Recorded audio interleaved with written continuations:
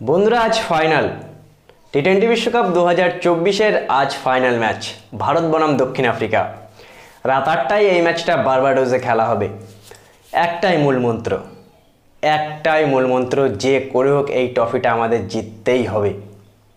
2013 সালের পর থেকে আমরা কোনো আইসিসি টুর্নামেন্ট জিতিনি। আমরা 2014-তে শ্রীলঙ্কার সাথে টি-20 বিশ্বকাপ হেরেছিলাম বাংলাদেশে। 2015-য় ওয়ানডে বিশ্বকাপে অস্ট্রেলিয়ার সাথে সেমিফাইনাল হেরেছিলাম। 2016-য় টি-20 বিশ্বকাপ ওয়েস্ট ইন্ডিজের সাথে আমরা সেমিফাইনাল হেরেছিলাম মুম্বাইতে। 2017-য় চ্যাম্পিয়ন ট্রফির ফাইনাল পাকিস্তানের সাথে হেরেছিলাম ইংল্যান্ডে। 2019-এ সেমিফাইনাল আমরা হেরেছিলাম নিউজিল্যান্ডের সাথে ওয়ানডে বিশ্বকাপে ইংল্যান্ডে। 2021, 2022 WTC ফাইনাল হেরেছিলাম প্রথমে নিউজিল্যান্ডের সাথে, তারপরে অস্ট্রেলিয়ার সাথে। 2023 ওয়ানডে বিশ্বকাপ ফাইনাল হেরেছিলাম আমরা নরেন্দ্র মোদী স্টেডিয়ামে অস্ট্রেলিয়ার সাথে। আমরা আর হারতে চাই না। ভারতীয় দল তোমরা যে করে হোক এই সুযোগটা যেন মিস না করো। প্রত্যেকটা প্লেয়ার এই টুর্নামেন্টে যেমন করে ক্রিকেট খেলে ফাইনালে পৌঁছেছো তেমন করে ক্রিকেট খেলো, আমাদেরকে এই বিশ্বকাপটা দাও। 140 কোটি মানুষ আজকে আশা করে থাকবে, টিভির সামনে বসবে। 140 কোটি মানুষের কামনা, 140 কোটি মানুষ যে স্বপ্নটা দেখে আসছে বিগত 10-12 বছর ধরে যে তারা একটা ট্রফি জেতে না, তাদের কাছে তো সব আছে। রোহিত শর্মা হাত ধরে হয়তো ভারত এবার টি-20 বিশ্বকাপ জিতবে। এই রোহিত শর্মা ভারতীয় দলকে অনেক কিছুই দিয়েছে। হয়তো বিরাট কোহলি, রোহিত শর্মা, রবীন্দ্র জাদেজাদের আমরা আজকে লাস্ট টি-20 ম্যাচ দেখবো ভারতীয় জার্সিতে। সব কিছুই সম্ভব, কারণ ভারতীয় দল যে হিসেবে ক্রিকেট খেলছে সেই হিসেবে আমরা এটা আশা করতেই পারি যে সাউথ আফ্রিকাকে আজকে হারিয়ে ভারতীয় দল টি-20 বিশ্বকাপটা জিতবে দ্বিতীয়বারের জন্য। বন্ধুরা এই বারবাডোসে ভারতীয় দল আফগানিস্তানের সাথে ম্যাচ খেলেছিল, যেখানে 181 রান করেছিল। সূর্যকুমার যাদব 28 বলে 50 করেছিল। হর্ষদীপ সিং, জসপ্রীত বুমরা 3-3 করে উইকেট নিয়েছিল। সুতরাং কন্ডিশনকে বিবেচনা করলে এটা এই যে বারবাডোসের উইকেট, এটা কিন্তু ব্যাটিং উইকেট হয়, রান প্রচণ্ড হবে। সবথেকে বড় কথা যে টস জিতে কি সিদ্ধান্ত নেয়, আমার মতে কিন্তু টস জিতে ফাইনালে চেস করা উচিত। তার কারণ সবসময় প্রথমে ব্যাট করে কিন্তু 160-70 করলে সবসময় ম্যাচ কিন্তু জেতা যায় না। চেস করলে খুবই ভালো হবে।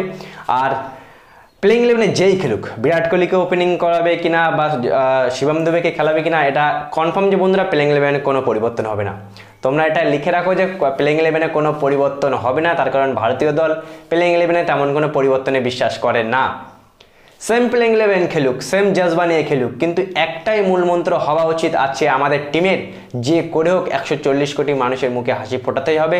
এই টি-20 বিশ্বকাপ ওয়েস্ট ইন্ডিজের মাটি থেকে নিয়ে ভারতের মাটিতে আনার দায়িত্ব কিন্তু আজকে 11টা প্লেয়ারের হবে। যে আশাটা হয়তো সবাই দেখে, তার কারণ ভারতীয় দল এই টুর্নামেন্টে পারফরমেন্স করেছে। এই টুর্নামেন্টের বেস্ট দুটো দল সাউথ আফ্রিকা আর ভারত এখনও পর্যন্ত আনবিটেন, কোনো দল তাদেরকে হারাতে পারেনি। আরও একটা নিউজ, সেটা হলো বন্ধুরা টি-20 ওয়ার্ল্ড কাপ ইতিহাসে এখনও পর্যন্ত কোনো টিম আনবিটেন ট্রফি জিতেনি।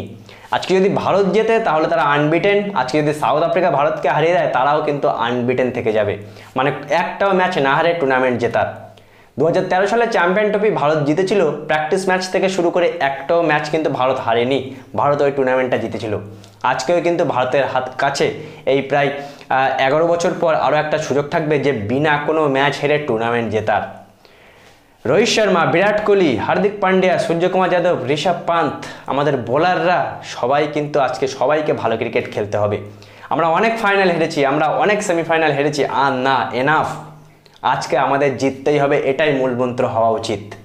সবাই মিলে ভারতীয় দলের জন্য আমরা কামনা করি বন্ধুরা। আজকে আশা এটাই করবো যে ভারতীয় দল আমাদের জন্য একটা বিশ্বকাপ উপহার দেয়, কারণ সেই ছোটোবেলায় 12 বছর বয়সে যখন 2013 সালে আমরা জিতেছিলাম, 13 সালে চ্যাম্পিয়ন ট্রফি জিতেছিলাম, সেখান থেকে ছোট থেকে বড় হয়ে গেছি শুধু নিরাশ আর হতাশ হই প্রত্যেকটা টুর্নামেন্টে। কিন্তু এবার আমাদের টিম নিরাশ হতাশ করবে না, যে হিসেবে পারফরমেন্স করছে আমরা বিশ্বকাপটা জিতবই।